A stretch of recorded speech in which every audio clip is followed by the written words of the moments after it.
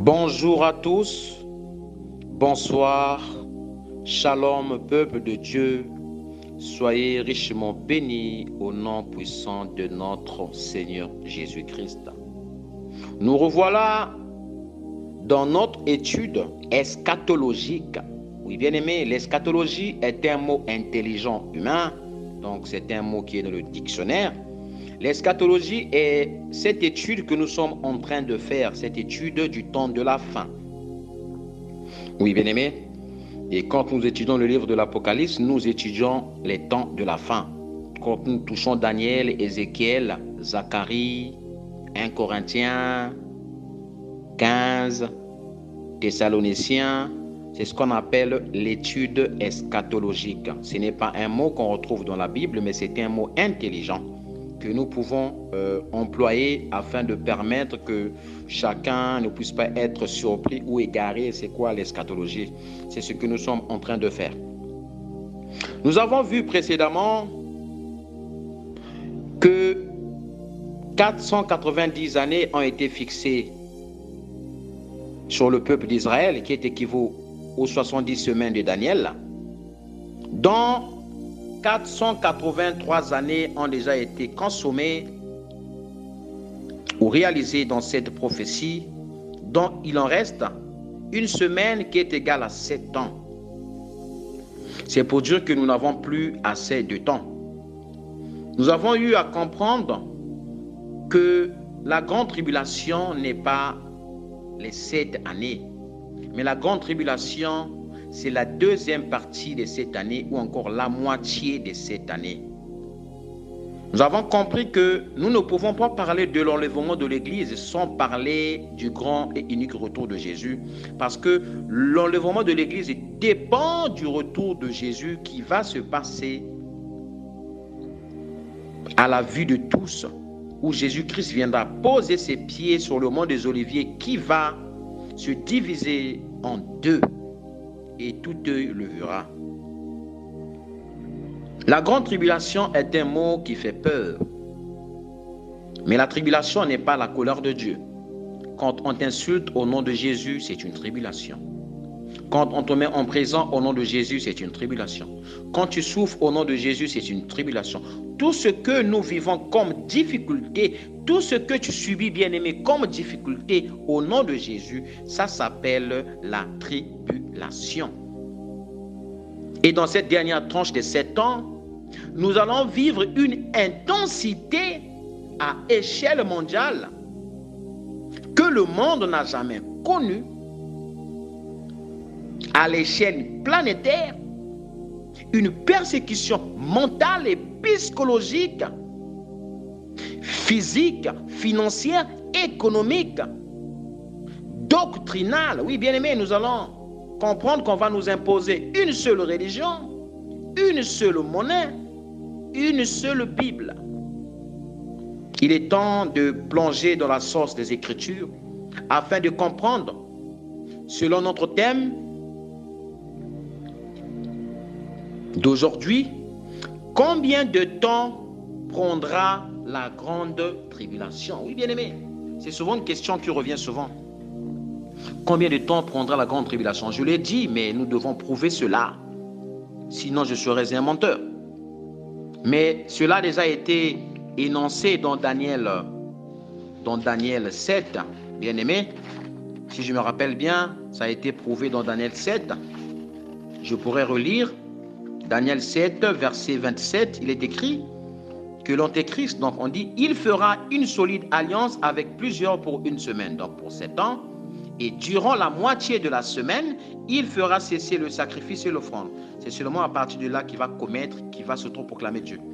Le dévastateur commettra les choses les plus abominables jusqu'à ce que la ruine et ce qui a été résolu, donc prédit, selon les prophéties, fondent sur le dévastateur. Donc, Satan connaît toute la Bible. Je suis tombé sur un live où il y a des gens qui disent que Satan ne connaît pas toute la Bible. Satan connaît toute la Bible. Il connaît tout ce qui va arriver. Mais il n'a pas le pouvoir d'empêcher ce qui va arriver. Vous voyez, bien aimé. Je parle surtout à vous, aux bilingues, vous qui parlez en langue, Marokoto, Maseketeo, quand tu parles en langue, Satan n'écoute pas. Satan connaît tout. Il connaît les profondeurs de tes pensées. Voilà pourquoi il arrive à nous pousser à faire des bêtises. Parce qu'il connaît ce qui se passe dans notre tibia. Il connaît sur quoi le chrétien aime blaguer, aime plaisanter. Sur quel péché le chrétien aime se plaire. Est-ce dans la boisson? Est-ce dans le sexe? Est-ce dans la masturbation? Est-ce dans la colère? Est-ce? Lui, c'est dans ça qu'il vient et pousser. Donc, il connaît. Il connaît tout. Il connaît que les gens préfèrent des miracles. Donc, il fait mettre sur le marché un évangile pourri, tordu, qu'il prend dans la Bible, il tord les versets pour présenter au monde. Voilà pourquoi il emmène au monde à croire une chose, que l'Apocalypse fait peur. Bien aimé, Apocalypse 1, verset 3, on dit « Heureux celui qui lit et ceux qui entendent ce qui est écrit dans ce livre et qui retiennent tout ce qui est écrit. » C'est un bonheur de comprendre le livre de l'Apocalypse.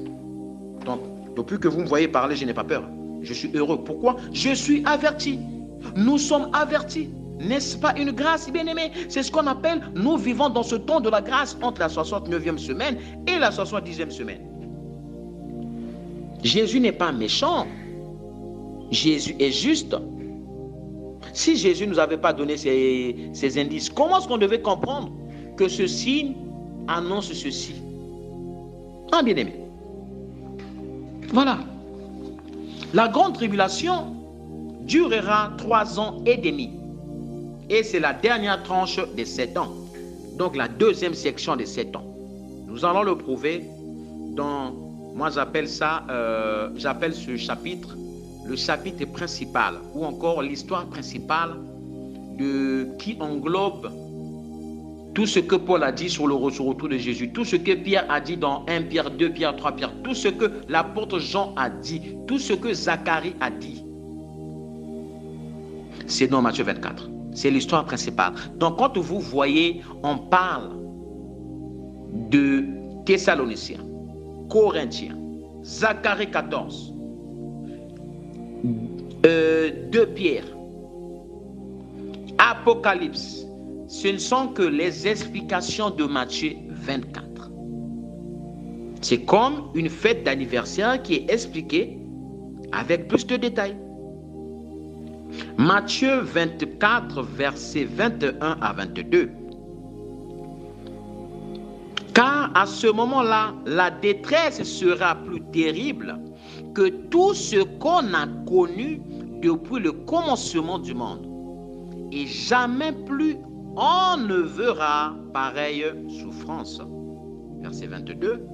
Vraiment, si le Seigneur n'avait pas décidé de réduire le nombre de ses jours, donc si Dieu n'avait pas décidé de dire la grande tribulation, c'est 3 ans et demi, regardez la suite, personne n'échapperait. Donc on devait tuer tous les humains. Mais Dieu sait que quand il viendra en tant que roi des rois, il va trouver aussi ses enfants qui seront encore vivants. Oui, parce qu'il va ressusciter les morts et les vivants, qui seront transformés encore glorieux. On dit personne n'en échapperait. Mais à cause de ce qu'il a choisi, ce qu'il a choisi, il abrégera ce temps. Il a dit c'est 3 ans et demi, c'est 3 ans et demi. Matthieu 24, 24 nous dit quoi? De faux messies surgiront, ainsi de faux prophètes, malgré que nous voyons que ça existe. Les gens sont toujours mon daddy, mon papi, non, lui c'est mon pasteur, lui c'est mon père spirituel, lui c'est mon bébé spirituel. Eh bien aimé, vous êtes sûr que vous lisez la Bible? Est-ce que vous êtes sûr que vous lisez la Bible? Et quand on apporte la vérité, oh non, le frère là, chrétien qui est trop bien aimé, tu veux qu'on te presse seulement ce qui veut te plaire. Mais jamais tu ne me verras proclamer ce genre d'évangile, parce que ce n'est pas l'évangile de Jésus. Je reste ferme dans ce que Dieu a mis en moi. Et vous aussi, soyez fermes de ce que Dieu a mis en vous. C'est le même dépôt, c'est le même enseignement. Ils produiront des signes extraordinaires et des prodiges, au point de tromper même, virgule, si c'était possible ce que Dieu a choisi. Donc pendant la grande tribulation, avant que la guerre commence, ce qui va emmener les gens à la guerre, il va surtout proclamer Dieu, il va imposer un système mondial, le chiffre de la bête. soit sur le front ou sur la main. Mais celui qui appartient à Jésus n'aura jamais l'envie, ne va jamais ressentir l'envie de prendre cette puce-là. Le coronavirus n'était qu'un test. Donc, celui qui va un jour prendre le chiffre de la bête, oh non, je vais prendre ça.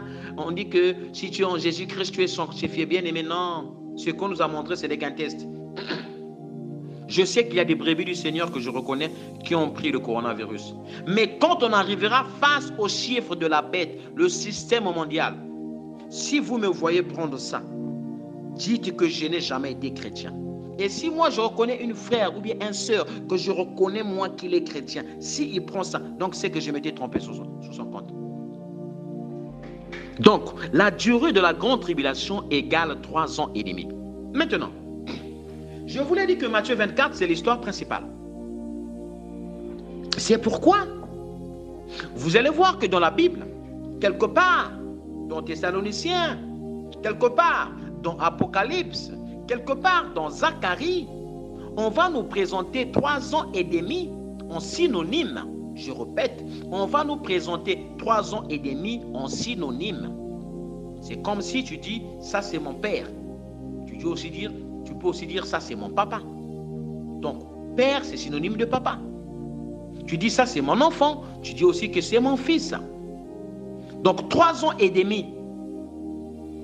Comme je vous l'ai dit que Matthieu 24 est l'histoire principale, tout ce qu'on explique dans le livre de l'Apocalypse, au lieu d'employer 3 ans et demi, puisque c'est la même histoire, on viendra employer soit 42 mois ou bien soit 1260 jours, ou encore soit un temps, des temps et la moitié d'un temps.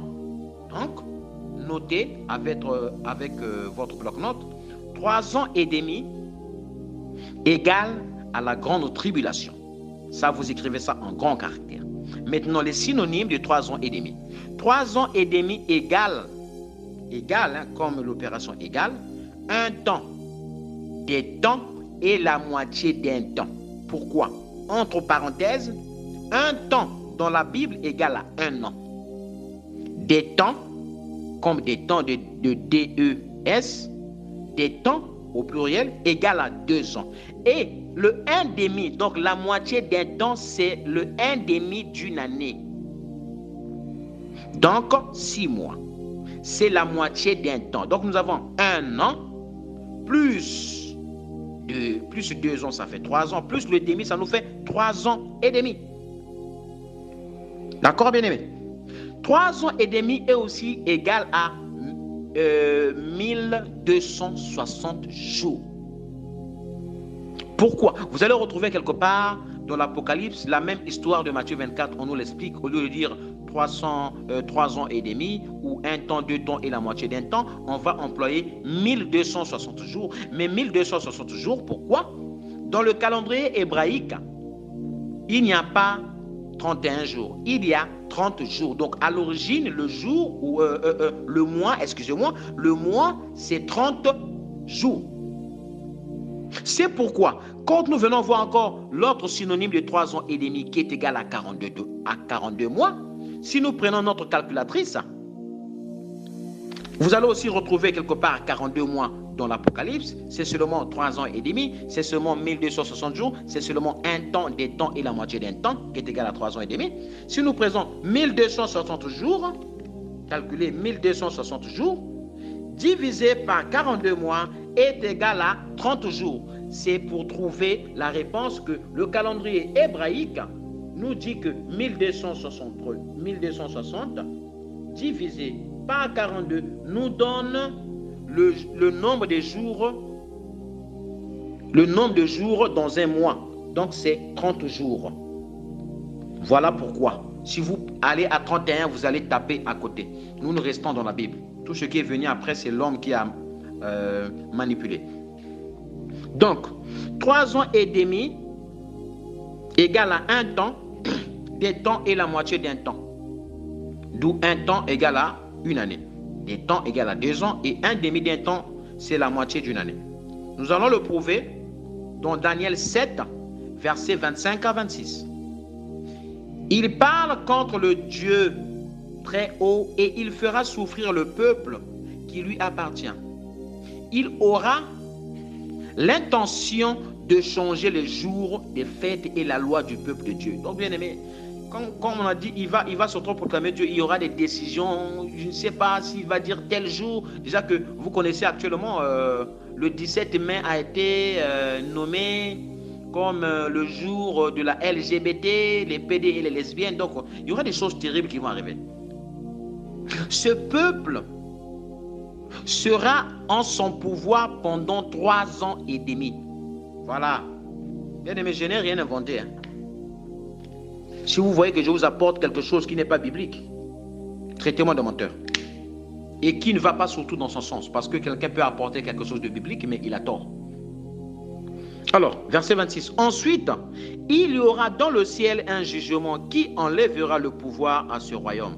Ça veut dire que le jour où la dernière trompette va sonner, c'est le jour où Dieu entre en colère. Il va dire, bon, Satan, oui, le temps, la terre était sous ton règne. Depuis le jour où Ève a consommé ce fruit, mais il est temps que tu arrêtes. Voilà. Donc, si les questions que vous posez, pourquoi Satan n'arrête pas, pourquoi Dieu n'arrête pas Satan, parce que Dieu a un plan qu'il respecte. C'est tout. On n'a pas de compte à lui rendre. Le jour où il a créé le ciel et la terre, personne n'était présent. Donc, personne n'a à demander à Dieu. Nous n'avons pas à demander à Dieu, Dieu, pourquoi tu n'arrêtes pas Satan demain? Il y a un jour où il va l'arrêter. Il nous a donné des indices. À nous de rester ferme et d'être préparé. On dit ainsi, il disparaîtra et sera détruit. Venons maintenant comprendre que 3 ans et demi égale à 1260 jours à travers un autre verset. Excusez-moi. Apocalypse 12, versets 5 à 6. Par cela, bien aimé, il y a aussi une doctrine qui est enseignée. Je commence d'abord dans Apocalypse 7, quand on parle des 144 000, les témoins de Jéhovah disent que dans tous les chrétiens, il n'y aura que 144 000, c'est faux. Les 144 000 dont nous parle Apocalypse 7, verset 1 à 8, ce sont les 144 000 juifs. Parmi le peuple juif, il n'y aura que 144 000 qui seront sauvés. Mais les témoins de Jéhovah disent que tous les enfants de Dieu, donc l'église du Christ, il n'y a que les témoins de Jéhovah, c'est 144 000. Ça, c'est faux. Il y a à partir de Apocalypse, où nous nous trouvons, Apocalypse 12, versets 5 à 6, vous allez voir qu'on parle de la femme qui fuit dans le désert parce qu'elle est attaquée par le dragon pour aller enfanter un enfant. Cette femme n'est que Israël. Ce n'est pas l'enlèvement de l'église. Suivez très bien. D'accord? Parce que quand on va attaquer Israël, il y aura une partie qui va se déporter vers la Jordanie. Donc, Apocalypse 12, versets 5 à 6. La femme met au monde un fils, parce que Jésus est venu au monde par qui? Par qui, bien-aimé? Par Israël. Il y a aussi une autre doctrine qui est enseignée par l'Église catholique, disant que on nous parle de la Vierge Marie. Ça encore, je ne veux même pas m'appuyer dessus. C'est une vraie hérésie, c'est une bêtise.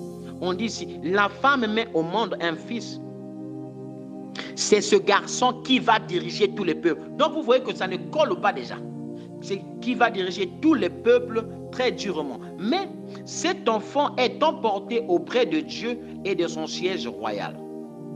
Suivez très bien. Nous avons vu que Jésus est né par cette femme qui représente Israël. Cette femme dont on parle, c'est Israël. Jésus est né par Israël. D'accord? Jésus est né par Israël. Il est né par Israël. Il est mort et il allait prendre la place à la droite du Père. Verset 6. Alors la femme s'enfuit dans le désert. Donc c'est une histoire qu'on explique qui après des siècles. Ce n'est pas parce que vous voyez le verset 5 et 6, c'est que c'est collé. Non, il y a une durée. C'est des siècles. Il dit, alors la femme s'enfuit dans le désert. Là, Dieu lui a préparé une place pour qu'on lui donne à manger pendant 1260 jours. Donc nous voyons que c'est la même histoire que dans Matthieu 24. C'est la même histoire que dans Daniel, où on nous parle que l'Antéchrist va frapper sur le monde pendant 3 ans et demi. Donc vous voyez que c'est le même récit qui est expliqué en plusieurs récits. C'est la même histoire, excusez-moi, qui est expliquée en plusieurs récits. C'est tout. Parce que si tu comprends ça de manière charnelle, bien aimé, tu risques de croire que Jésus reviendra 7 fois ou 22 fois.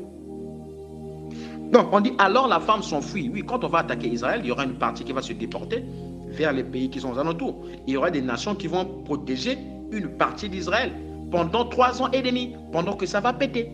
C'est comme dans un pays comme l'Ukraine, il y a eu la guerre, il y a eu des gens qui se sont déportés vers la Pologne, vers la Grèce et ainsi de suite. C'est pareil. Donc ici, on nous annonce une prophétie. Mettons-nous au temps de l'apôtre Jean. Venons maintenant prouver, excusez-moi, venons prouver 3 ans et demi égale à 42 mois. On nous parle toujours de la même histoire.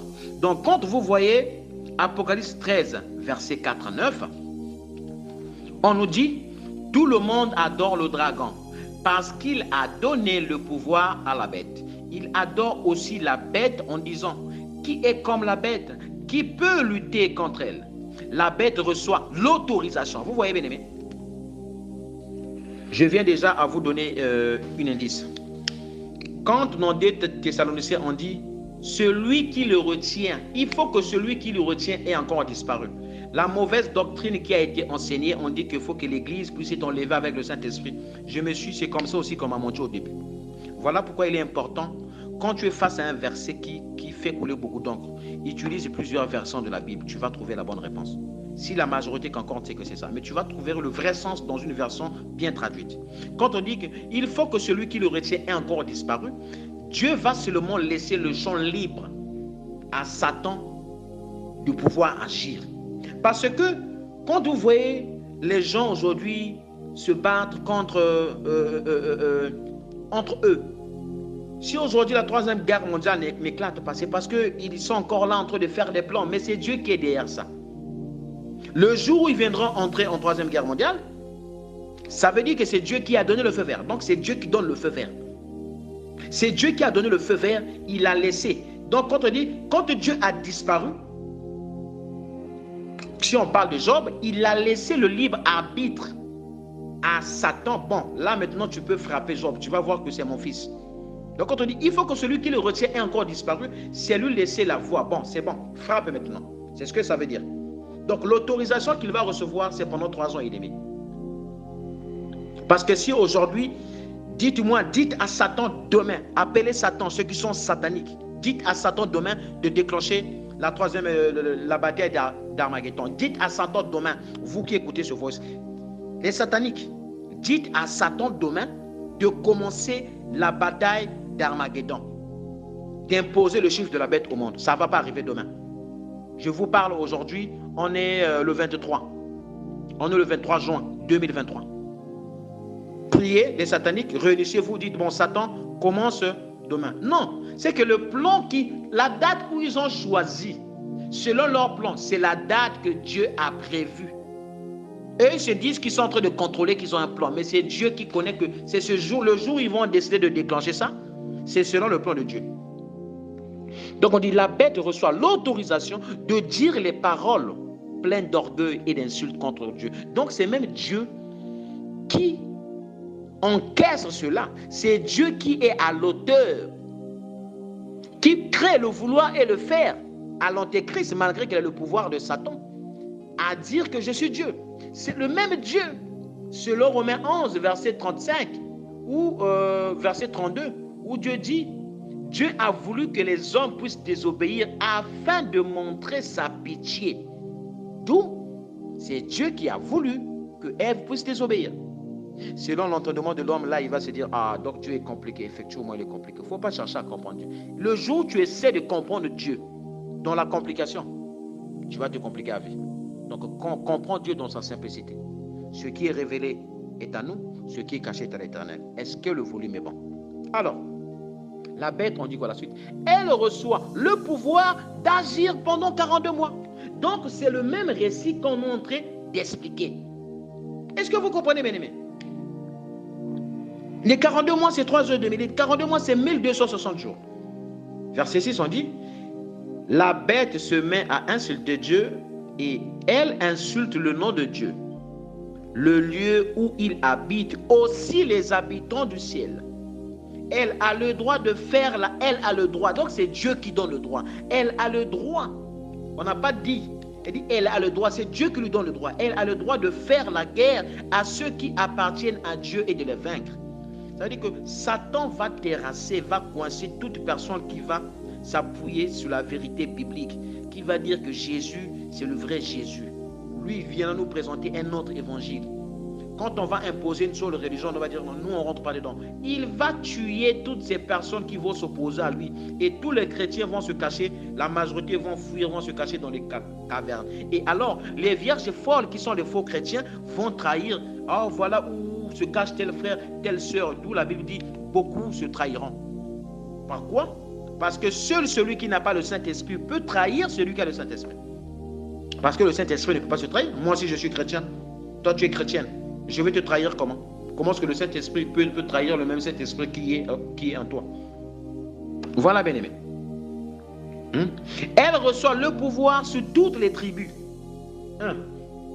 tous les peuples, sur tous les gens et sur toutes les langues et sur tous les pays. Donc, bien-aimé, ce n'est pas parce que nous avons étudié Israël, l'horloge mondiale, que la grande tribulation va commencer en Israël, que tu vas penser pendant que tu m'as écouté, que nous allons penser, bien-aimé, que nous serons épargnés. Personne ne sera épargné. Ça va toucher tout le monde. Mais ça aura un point zéro, un point de départ en Israël. Voilà. Verset 8. Tous les habitants de la terre vont l'adorer. Donc la majorité vont l'adorer. Sauf qui? Ceux qui ont leur nom écrit dans le livre de vie. Qui? Les élus de Dieu. Ceux que Dieu a choisis avant la fondation du monde. Ceux que Dieu a dit que moi je veux arrêter la grande tribulation pour 3 ans et demi. C'est à cause d'eux. Afin qu'on entre dans le millénaire. Sauf ceux qui ont leur nom écrit dans le livre de vie. Depuis quel moment? Ce n'est pas depuis la grande tribulation. Ce n'est pas aujourd'hui. Depuis la création du monde. Ce livre appartient à l'agneau offert en sacrifice. Le registre céleste, la commune céleste, celui qui est le maire pour aller prendre l'acte de naissance dans le ciel, c'est Jésus-Christ. Voilà pourquoi dans Apocalypse 5, il sera le seul. Il est le seul. Jean a vu dans sa vision qu'il était le seul à être digne de prendre ce rouleau et de déclencher les sceaux, de déclencher les trompettes, de déclencher la coupe de la colère de Dieu. Verset 9, on nous dit, celui qui a des oreilles doit bien écouter. Bien aimé, j'espère que vous avez pris le temps de comprendre. La grande tribulation n'est pas la colère de Dieu. La grande tribulation est la persécution, est le mal que l'homme fait à l'homme. Mais la colère de Dieu, c'est le châtiment ou c'est la chicote que Dieu inflige à ceux-là qui sont dans le jet privé 666, donc les faux prophètes et compagnie, et ceux-là qui sont dans le Boeing 666, c'est ceux qui suivent les faux prophètes, donc les injustes, les menteurs, les voleurs, les violeurs, ceux qui n'ont pas leur nom écrit depuis le commencement. Bien-aimé, il faut avoir l'espérance en Jésus-Christ. Tu dois comprendre une chose, que notre Dieu, peu importe ce qu'on va vivre, est-ce que pendant le corona, tous les chrétiens sont morts? C'est ce qui va se passer. Est-ce que tous les chrétiens sont morts? Oui, il y a des chrétiens qui ont pris le coronavirus, c'était un test, mais les chrétiens, quand nous serons face au système, nous ne prendrons pas cette cible, nous ne prendrons pas cette puce, nous n'allons pas accepter ce système, bien-aimé. Je vous emmène à rester dans la parole de Dieu. Le peu que j'ai eu à apporter, bien-aimé, que vos familles soient bénies au nom de Jésus, votre travail, votre environnement, vos pensées soient guidées par le Saint-Esprit, afin que chacun de nous puisse être fortifié à travers l'amour de la vérité par notre Seigneur Jésus-Christ. Amen.